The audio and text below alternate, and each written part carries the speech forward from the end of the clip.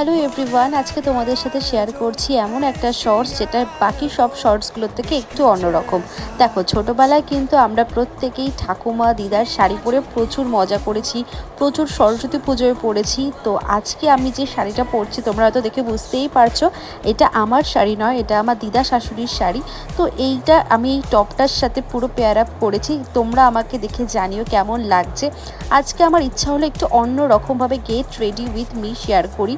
তো সেই জন্যই এই সাজটা, আমি জানি না কেমন লাগছে, আমার এই প্রথমবার এই আমার মানে মানে ইচ্ছা হলো আর কি এই রকম একটা শর্টস বানানোর। সবাইকে দেখি টপের সাথে বিভিন্ন ধরনের শাড়ি পেয়ার আপ করার জন্য, তো আমিও ভাবলাম দিদা শাশুড়ির এই শাড়িটার সাথে আমার এই টপটা পেয়ার আপ করার। তো কেমন লেগেছে আমাকে অবশ্যই জানিও কমেন্টে। আর সাজটা একদম সিম্পল রেখেছি, নিউড লিপস্টিক সাথে একটা কান পাশা টাইপের একটা কানের, জাস্ট আর কিচ্ছু সাজিনি। তো ভালো লেগে থাকলে অবশ্যই সাবস্ক্রাইব করে দিও। চলো টাটা, সবাই ভালো থেকো।